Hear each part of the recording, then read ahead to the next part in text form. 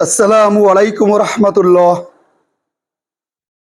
অন্তর্বর্তীকালীন সরকারের প্রধান উপদেষ্টা ডক্টর ইউনূস স্যার, আপনার কাছে করজোড়ে বিনীত অনুরোধ করছি, আপনি আন্তর্জাতিক সম্পর্ক রেখে, আন্তর্জাতিক অঙ্গনের সাথে সম্পর্ক রেখে যেভাবে দেশকে এগিয়ে নিয়ে যাওয়ার চেষ্টা করছেন, এই ধারা অব্যাহত রাখুন।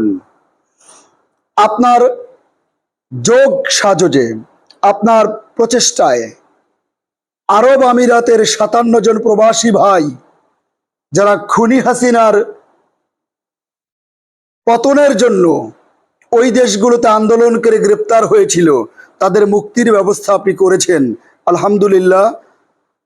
আমি আপনাকে অনুরোধ রাখব, আমিরাতের বাইরেও আরো অনেক দেশ আছে যেখানে আমার প্রবাসী ভাইয়েরা আন্দোলন করতে গিয়ে গ্রেপ্তার হয়েছে।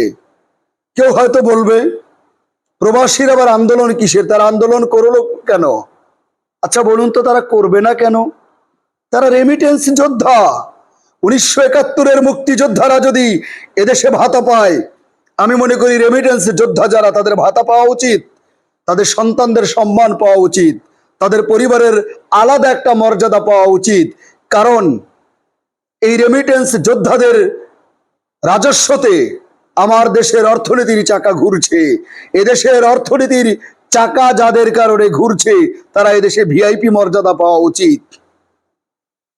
তারা যখন দেখছে তাদের পাঠানো টাকায় দেশ চলে, আর খুনি হাসিনা এই টাকা নিয়ে বিদেশে পাচার করে, মাদক স্বরাষ্ট্রমন্ত্রী বিদেশে পাচার করে, আবল তাবল কোম্পানির মালিক হাসান মাহমুদ বিদেশে টাকা পাচার করে, কাউয়া কাদের কা কা করে আর বিদেশে টাকা পাচার করে। অতএব এর পতন হওয়া উচিত, কারণ তাদের টাকা জলে যেতে পারে না, বিধায় তারা ওদেশে আন্দোলন করেছে স্বৈরাচারের পতনের জন্য।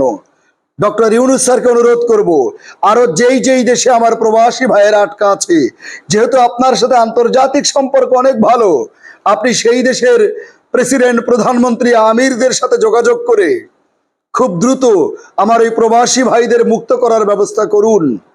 এবং এই প্রবাসী ভাইরা যখন দেশে আসবে, তাদেরকে বিমানবন্দরে ওয়ার্ম ওয়েলকাম, ওয়ার্ম রিসেপশন, তাদেরকে ফুলেল শুভেচ্ছা দিয়ে সম্মানিত করা, এবং বিমানবন্দরের কর্মচারী কর্মকর্তারা তাদেরকে স্যার বলে সম্বোধন করা, তাদেরকে মর্যাদা দেওয়া। আবার যারা বিদেশে যাবে তাদেরকে হেনস্থা না করে তাদেরকে সুন্দর করে ট্রানজিট করে দেওয়া, বিমানে উঠে দেওয়া সম্মানের সাথে।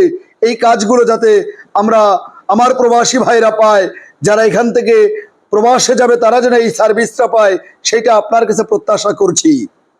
আপনি আন্তর্জাতিক সম্পর্কের মানুষ, যেই দেশগুলোতে আমার প্রবাসী ভাইরা আটকা আছে, দ্রুত তাদের ব্যাপারে পদক্ষেপ নিন, এ দেশ এটাই প্রত্যাশা করে।